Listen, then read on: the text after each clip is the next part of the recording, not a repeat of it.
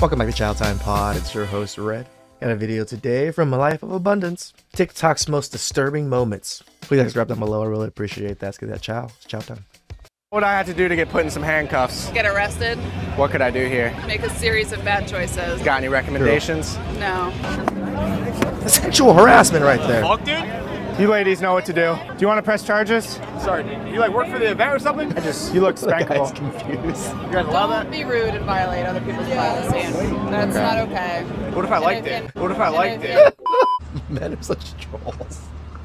Oh.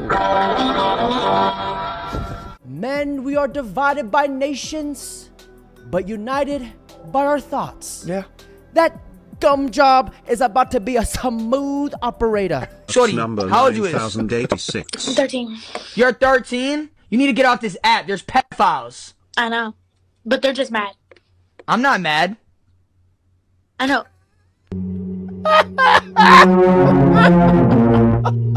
Not yet. This guy. I'm not gonna lie, I'm on my celibacy journey as well. Celibacy. Yeah. I'm all about Hold the that thought. connection. I'm going to be right back. Zero chance of getting laid. Just bring this out, will you? Yo, don't come on here and be like, yo, I'm celibate and expect to drink the best shit. You feel me? Waste of time. Waste of time. Did I f up? No. I'm I sorry. like celibacy. That is something that I appreciate. That's Yeah. why I brought you the best bottle. That's why men need to be fucking honest about shit. Just tell her. Why would I waste that on someone, right? Her celibacy started the moment she sat down with this disciple of the soy. The best 304 line, celibacy. Remember, when she says she's celibate, she's only celibate for you. Why are you so worried about what another woman's doing with her body? Because if I'm gonna marry you and I'm gonna have sex with you and I'm gonna do intimate things for you and I'm gonna pay for your nails and take you on trips and spoil you and you're gonna be my queen, why the f do I want other niggas inside your fucking mouth? Are we committed? Are you Yes, we committed. I just said you my queen, right? I don't know. I'm single till I'm married. You single till you married. You don't sound like very submissive to me. Sounds like Do you know how to cook you're and clean? forever. I do, but my submissiveness is earned. It's not given freely. That's for the Okay, so do you streets. expect a man to pay for your bills when you ain't did? There's a difference between dating and my man, right? Okay. My man has earned my submission. So for him, What does earn mean? Does earn mean like transaction? not exactly, no, but that doesn't mean that that's not involved. I'm not paying for your submission. Go to the left, man. Just because she Really? said she's single until she's married, doesn't mean she's not out charming multiple cobras, getting rammed and smashed. Because remember, gentlemen, parked cars get hit too, and some of them take quite a beating. You know what it is? My number one thing. Somebody asked, do you guys know why you're single? And I'll speak for myself. I know exactly why I'm single, because I've never dated a guy that God would have approved for me. Not to say, let me clarify and say that I've actually only dated great men, good people to their core, but never somebody who's further along in their faith than I am. Yeah. And I know without a shadow of a doubt that the person God has for me is like so far along in their faith than I am. And I have such a desire, like a yearning to be led spiritually. I just want to sit and look up at a man talking to me about theology. And I'll be so happy. You know what I mean? And so there's always been, unfortunately, not in like an insulting way, but there's a level of respect that I'll have for the person that I'm with when that's the case. And I've never experienced that. So you never respected anybody that you've been with? You just literally said that right now through your statements. Women just tell on themselves, guys. She dated multiple men, and yet she's talking about faith. It sounded good, but when you listen to a woman talk, she will eventually tell on herself. You see, love is not about finding the right person. It's about becoming the right person. Some of the greatest seducers, male and female, were not good looking at all. And you don't have to be good looking to seduce. That's a myth. It's about psychology and it's about how you carry yourself. What makes for a great seducer is very simple. I can summarize it very simply. You are outer directed. When you meet somebody for the first time or you're on a date or whatever it is, you're not having that internal monologue going, does she like me or does he like me? Am I dressed well? Am I saying stupid things? What can I do to impress them? No. You turn it off and you're outer directed and you're listening to them and you're entering their spirit and you're hearing them say things that give you idea of what they're missing in life, of what they want, of what their needs are, of what makes them an individual. You're absorbing it, you're entering into their spirit, and then you can reflect it back to them. You can give them gifts, you can take them to places that show that you're attentive to them. Because if you look at how we are in our day-to-day life, normally people never pay us attention. If you give that feeling to... Take a close look at this man. Bro has been playing the game on maximum level of difficulty. True. I feel like we can trust him. Men are hard to please. Men have high standards. 3 months ago, I went to Wendy's. Got the spicy nuggets. I haven't been to Wendy's in fucking years. Pull up to the window. She's like, hey, here's your nuggets. I'm like, oh, thank you. I go to drive off. She goes, wait, you forgot your Frosty. I was like, I didn't even get a Frosty. It was one of the mini ones. She goes, I know. You just look like you needed something special today. I've been thinking about her for fucking 3 months. 3 months. 3 months. She was like 50. I don't care. I would have married her. Now I'm gonna play this next clip. Tell me what you guys noticed.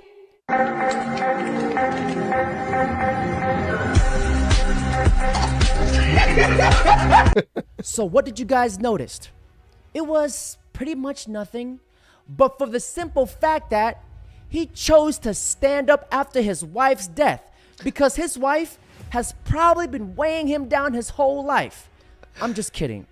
I really hope you guys found a woman like this to death do us part. I'm going to save myself for marriage. I remember waking up on my wedding day. It was before I saw any of my bridesmaids. I chose the words worth the wait to go on my wedding veil. I slept in a room alone. I had my door locked. I opened up my Bible. I'm spending time with the Lord. I'm worshiping. And I had this moment of just being so overwhelmed with emotion and just literally hitting my knees and thanking God and saying, thank you. Thank you for not letting me settle. Like, thank you for not answering all the prayers that I was begging you to answer. Thank you for the closed doors. Thank you for the not right nows. And thank you for this moment because he was so worth the wait. Even as I was walking down the aisle to him, it was just this beautiful, our relationship with Jesus as we are the bride of Christ. And just becoming one with God and becoming one now with my husband. And again, it's not perfect. Were there moments where we had to figure things out? Absolutely. Were there moments where we had to have hard conversations? Absolutely. And we're in this for the long haul. And so it's like, we're just going to keep getting better and better and better and growing every single day in all aspects of our. And that's how it should be. Your connection should be growing stronger as you grow together. You should be working harder for each other, in a sense. Marriage, including our intimacy. It's so beautiful within the context of marriage because... Doesn't it fill you guys with joy? It does. When you see happy married couples who save themselves for marriage, that's how it's done. And when I bring religion into my videos, people get upset, whether you're spiritual or not. If you follow God, there's terms and conditions and the rules are extremely traditional. And when men and women revert back to the traditional roles, we are so much more happier than this whole feminism BS.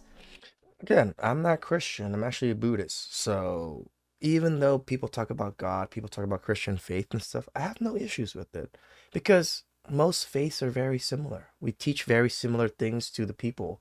And I feel like faith itself is a way for people to understand certain things that are happening that they can't understand. So you're saying that you would like a gentlemanly man, somebody who courts you, takes you on a date, all of these sorts of things? Absolutely. I'm a little bit in two minds here because I can hear what you're saying, but then I can see that you're dressed as a cat. I'm a dog, so... And you call yourself a dog. Woof, yes. Do you think that that might be a deterrent for a man who is more traditional if you're dressing like a dog? No. So when you look at a relationship, are you looking at like a pet owner type relationship, or like two dogs in the relationship, or what's your ideal? Yeah, those are good questions. A partner who loves and respects me and sees me as an equal that I am. But you see yourself as an actual dog, right? You said you like to go play fetch. Wolf, yes. So how does that tie into your relationship? Like, what are you looking for if you're a dog? Bestiality? I'm looking for somebody to throw me a ball and then also say, oh, hey, I appreciate you, you know. What? How is this not classified as mental illness? I don't know. And we're told to be accepting of it, otherwise we're some kind of phobic. Bigot. I have one word for these people. Therapy. A lot of it. You call me a fat ass. I know I'm a fat ass, and all of y'all are dumbasses. Ugly. Probably all broke and all bitches. I see us outside waving pride flags and judging y'all for going to church. So why the hell y'all out here? Why the hell y'all out here bugging us while we're trying to have a good time? Go to church and preach somewhere. If we want to go to church and we want to hear, if we want to hear a preacher, we'll be at church. We ain't gonna come to no Pride Festival. We're at the Pride Festival to celebrate us, to have a good time, not to listen to this bullshit. So you missed the part earlier. I'm not gonna repeat myself, but if I know that God is real and that Jesus, I've seen what he did in my life, and if I just stayed in a church and preached to other people who know the same thing and never reached out to anyone else who's got anxiety or depression like I had, or who's suicidal like I was, or who's got hatred and bitterness and heartache and all those things like I did, that would be real hateful of me to do something like that. This was the part that I did not understand when I was younger. I always did not understand that part. That why they would want to do these things. But when you logically think about it, if these people do truly believe that there is a heaven and hell, and they believe that what you're doing is sending you to hell, it would be in their best nature to kind of tell you, you might not want to do that because you're going to go to hell. So it made sense when I got older. It's like, oh, why do these preachers would want to preach to people that don't care? Oh, because they do care. I don't know how other people view it, but that's how I view it. Because remember, I always say it, if people aren't the people that are willing to tell you things that you don't dislike, usually are the people that actually care about you. And this is the same premise in a sense. He does truly care about these people. That's why he wants to, in a sense, help these people out with his faith. Understandable. Maybe not everybody's into the faith. I'm not into this particular faith, but I can understand the thought process and why they do what they do now. This girl has 2 brain cells and they're both fighting for 3rd place. She's doing exactly what she says she's not doing. I forgot to tell you, I'm dating someone new now. This is my girlfriend reveal, part 2. I hope you guys like her. She's way cuter. And she free, you know, so you want to kiss me? Whoa! Do you mind writing something on the card? What you want me to write? Roses are red, I'm licking my lips, a booty that big could cause an eclipse.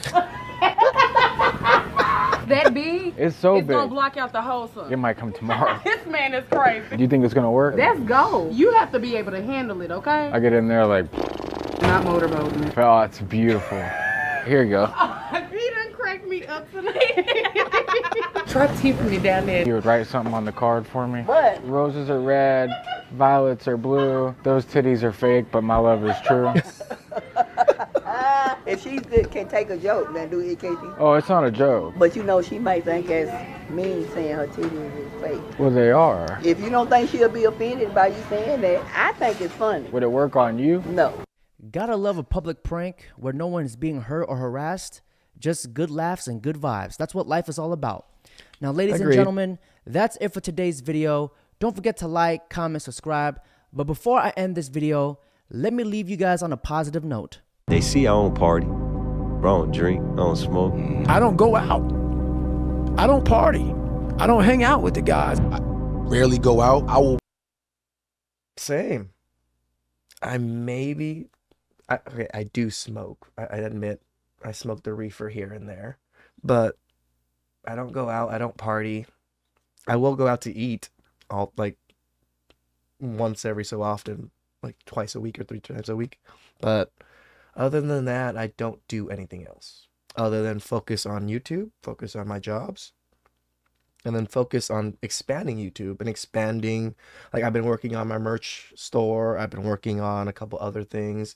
I've been working on my classes for YouTube, like a course for YouTube. So I'm planning on maybe releasing those when I get to higher subs, and when people like look at me like, oh yeah, we can trust him somewhat. Party later. Fuck clubs, fuck partying, fuck trying to fit in and socialize. It was isolation, it was visualization, it was motivation, and it was dedication. There was nothing else going on in my life. I was always...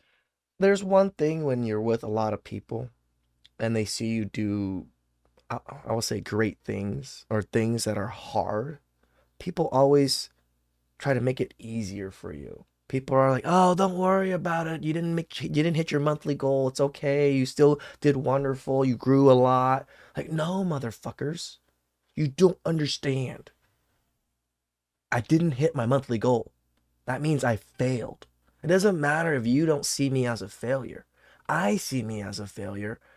This is where I understand the moment. You kind of have to be yourself. Be by yourself so you can tell yourself, don't listen to some of these people.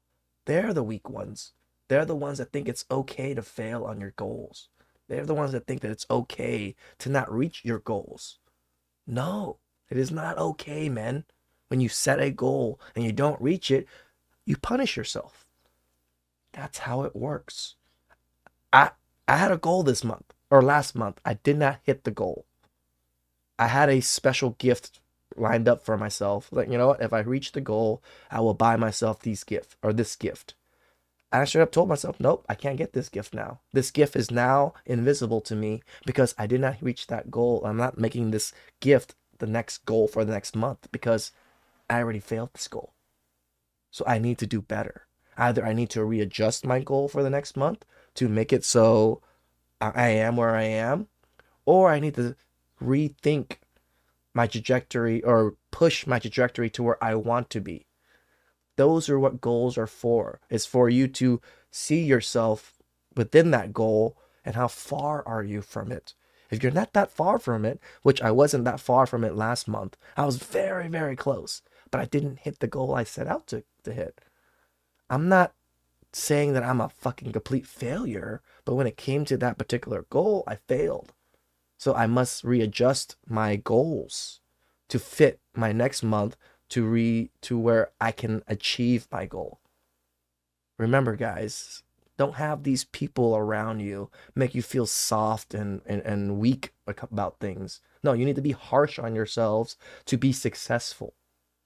This is what it takes to be a top tier man. It takes to be a wonderful person that people look up to.